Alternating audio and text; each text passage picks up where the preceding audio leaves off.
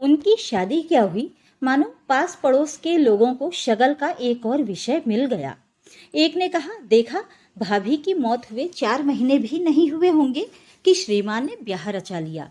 किसी ने टिप्पणी की, शादी करने में इनकी जल्दी देखकर लगता है जैसे जनाब इंतजार ही कर रहे थे कि पहले वाली कब लुढ़के और ये दूसरी ले आएं।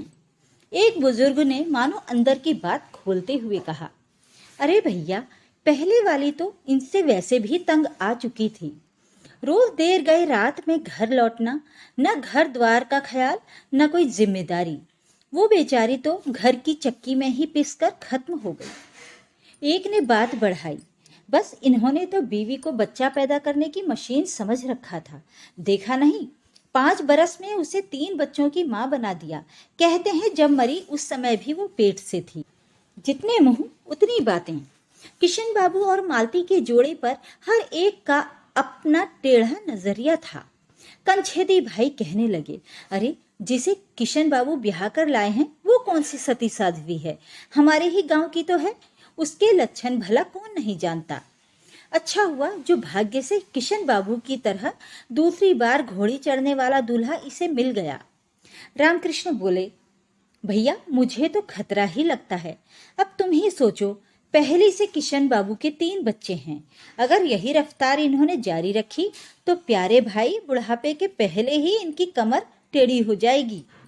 चमनलाल ने अपनी आशंका प्रकट की। कहने लगे, हमें तो डर लगता है कि इस सौतेली महतारी की इन मासूम बच्चों के साथ किस तरह पटरी बैठेगी। लोगों की इन टेढ़ी मेढ़ी बातों का किशन बाबू और मालती पर कितना असर होता था ये आंकना तो कठिन था, किंतु ये निश्चित तौर पर कहा जा सकता है कि इन दिनों किशन बाबू में काफी बदलाव आ गया था। अब वो दफ्तर से सीधे घर आ जाया करता था। पहले की तरह उसने बात बात पर बच्चों को झिड़कना बंद कर दिया था, बल्कि इसके उल्टे दफ्तर से लौटते वक्त शाम को वो उनके लिए कुछ न कुछ खाने पीने की चीजें साथ ले आता। बच्चों के लिए हर शाम कुछ न कुछ लाने का कार्यक्रम जब लंबी अवधि पकड़ने लगा तो मालती से न रहा गया।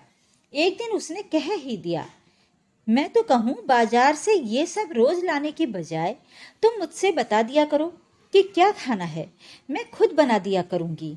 अब तुम ही कहो, आज जो तुम लाए हो वो पाव भर बर्फी 10 रुपए की तो होगी ही, और मैं कहूँ इसी 10 रुपए में घर में कोई ऐसा पकवान बन सकता था जिसे पूरा घर भरपेट खाता। किशन बाबू सोचते थे मालती गांव की लड़की है, उसे शहर की बर्फी मलाई की चाह होगी। आज उन्होंने इसका जवाब सुना तो तबीयत झक रह गई। किशन बाबू ने मुस्कुरा कर कहा, तुम ठीक कहती हो, कल रविवार है, सुबह के नाश्ते में हलवा हो जाए। बहुत दिनों से बच्चों ने भी नहीं खाया है, सो हम सब कल डट कर चखेंगे। हलवे की बात सुनकर बच्चों की जीभ में पानी आ गया। सोनू बोला, नई मम्मी से हमारी मम्मी जैसा हलवा भला कैसे बनेगा।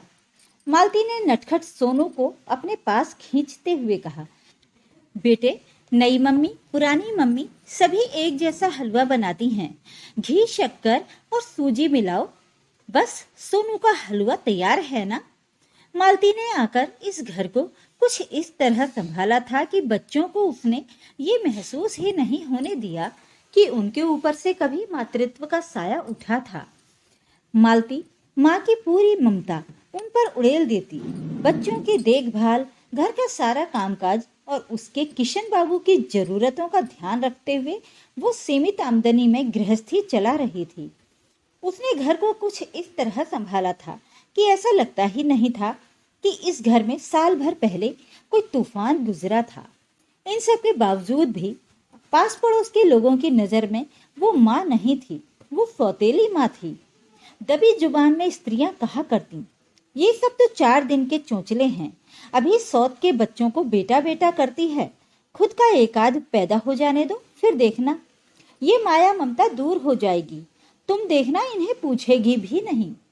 मालती इन बातों को सुनकर टाल देती, आखिर किस किस का मुंह बंद करती। और फिर समय इसी तरह कटता रहा। दिन से हफ्ते, हफ्तों से महीने और महीने बढ़ते बढ़ते साल पर उतर गए। मालती की दिनचर्या बिना किसी बदलाव के वैसी ही चलती रही थी। बस एक ही बात जो अब लोगों को खटकती थी वो ये थी कि इन 10 वर्षों के बाद भी उसकी गोद हरी नहीं हो पाई थी। जब वो आई थी तब भी लोगों के ताने थे। जब वो किशन बाबू और बच्चों के साथ गृहस्थी में घुल मिल गई तो सुनने को मिला कि इसका व्यवहार एक दिखावा है। जब इसके बच्चे होंगे तब ये इन बच्चों की दुर्दशा कर देगी। और अब जब उसके बच्चे नहीं हुए तो भी लोगों ने उसे नहीं बख्शा। उस दिन चमेली मौसी कहने लगी कि किशन बाबू के भाग्य में ये बांझ ही लिखी थी। बात तो उन्होंने बड़ी दबी जुबान में कही थी, पर वो मालती के कान तक पहुंच गई। उसने सुना तो आंखों की कोर से 2 बड़ी बूंदें टपक गईं। किसी औरत की आंखों में छलक आई इबारत को पढ़ना कोई सहज बात नहीं है।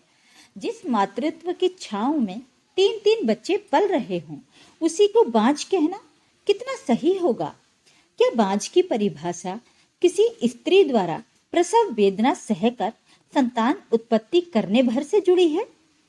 मालती, जिसने अपने मातृत्व को इन बच्चों के साथ पूरे तौर पर जोड़ लिया है, उसे बांझ कहना कहीं मातृत्व का अपमान तो नहीं हो जाएगा? पर कतरनी सी जुबान चलाने वाली चमेली मौसी जैसी स्त्रियों के पास इतना सब सोचने का समय कहाँ है? फिर एक बात और भी तो है। बांझ तो उसे कहा जाता है जिसमें संतान पैदा करने की क्षमता ही ना हो। जहां तक मालती का प्रश्न है, उसने तो सोच समझकर बांझ पर ओढ़ रखा था। उसे लगा था कि इन बच्चों की परवरिश में कोई कमी ना रहे। वे बच्चे जिनकी मां बनने का दायित्व इस घर की दहलीज में कदम रखते ही उसे मिला था। कोई ये ना कह सके कि खुद के बच्चे हो जाने के बाद मालती ने सौतन के उन बच्चों को तिरस्कृत करना शुरू कर दिया जिन पर कभी वो जान छिड़का करती थी। इसी ऊहापोह में एक दिन उसने मन ही मन निश्चय कर लिया कि अपनी कोई संतान नहीं होने देगी। पिछली बार जब वो अपनी माँ को देखने मायके गई तो वहां कुछ ज्यादा ही रुक गई। उस बार लौटने पर किशन बाबू मालती पर बहुत बिगड़े थे। कहने लगे, तुम्हें मायके पहुंचकर यहाँ का ख्याल ही नहीं रहता। तुम इन बच्चों को भी भूल जाती हो। और अपनी नम हो आ रही आंखों को छिपाते हुए मालती ने सकुचाते हुए बताया, इस बार बच्चों की खातिर ही देर हो गई। तुम भरोसा रखो जी, अब मैं सारा जीवन बच्चों की जिम्मेदारी अच्छी तरह निभा सकूंगी। भावावेश में वो कह गई, अब मैं चमेली मौसी की बांझ नहीं हूं, बल्कि अपने पूरे 3 बच्चों की मां हूं। किशन बाबू मालती को एकटक देखे जा रहे थे। उन्हें लगा जैसे मालती उनकी दूसरी पत्नी नहीं है, बल्कि वो पहली पत्नी शोभा का ही प्रतिरूप है। बिना कहे ही वो समझ गए कि मालती ने अपना ऑपरेशन करवा लिया है, इसीलिए इस बार उसे मायके में इतने दिन लग गए। वे केवल इतना ही कह पाए, भला ऐसी क्या जल्दी थी मालती? कम से कम ऑपरेशन करवाने के पहले एक बार मुझसे पूछ तो लेती।